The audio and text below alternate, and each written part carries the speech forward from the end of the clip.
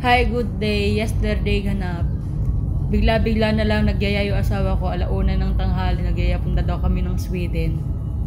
2.5 hours yung biyahe, tapos 6:00 pa rin naman daw kasi yung sarado ng store, kaya yun nagpunta kami. Tapos sa daan, ayan, nakakita kami ng moose. Yung isang kasama niya ando sa gilid, tenga lang yung nakita namin. Kapag winter, marami talagang mga tumatawid sa kalsada at mga nasasagasaan na moose kapag winter kasi nga nahihirapan sila mulakad sa snow, kaya madalas silang lumalabas ng kagubatan. Yung pupuntahan namin is boundary siya ng Norway at ng Sweden. Yung municipality na yun, part kasi siya ng Sweden. Mas mura kasi doon kesa dito sa Norway. May mimili lang kami ng karne at ng alak. Pero makaalak naman ako. Mga ano lang, cider. Yeah. Ikke bare plass som åpen.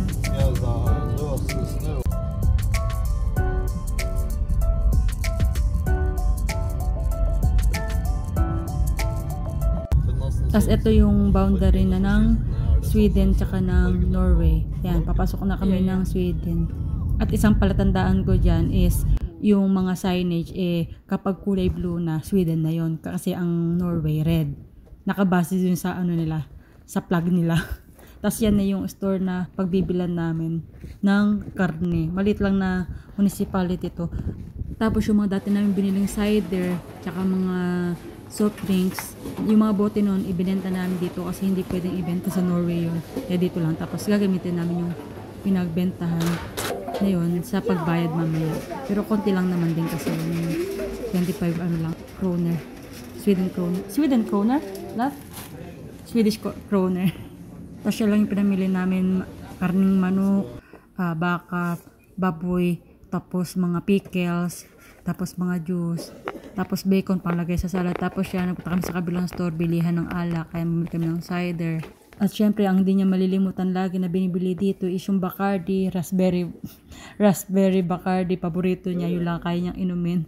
At saka yan yung ginger ale, yung mga parang juice na yung binili namin na may mga 4 to 5% lang na alcohol. Mas mura din kasi ang alcohol, sigarilyo dito sa Sweden kaysa sa Norway. Dahil hindi naman kami taga dito, ayun. Syempre may limitation yung alak na pwede naming bilhin para ilagpas sa boundary ng magkabilang bansa. I think this is they call piña colada.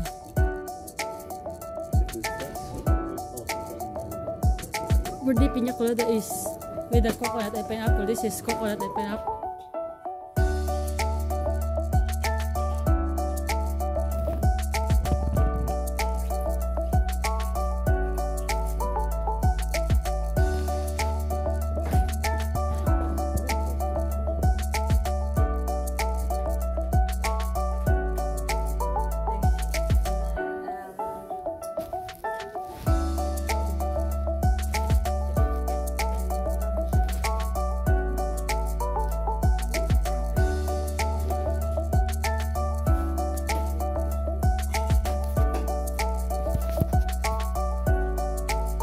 After namin mag-ikot-ikot, ayun, nagbayad na rin kami.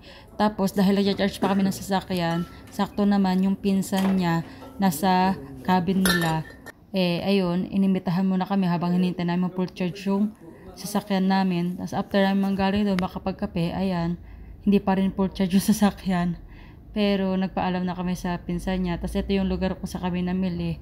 Yung fast charger kasi hindi kasi available, kaya yung naging charger namin dito is yung mabagal lang, kaya hindi na full charge. Pero along the way naman nung pauwi kami, ayun, nakakita kami ng charger, nag-charge pa muna kami. Tapos pagdating dito sa Mayrana, dahil gutom na kami, huminto na lang muna kami sa gas station para kumain.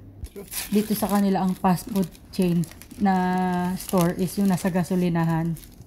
Tapos ito yung packs na nasagasaan. Sa totoo lang ngayong araw na to, ang dami namin nakitang mga wild animals sa daan. Bali, 6 na moose yung nakita namin papunta at pauwi. Tapos 2 packs. Tapos isa nga yan yung nasagasaan.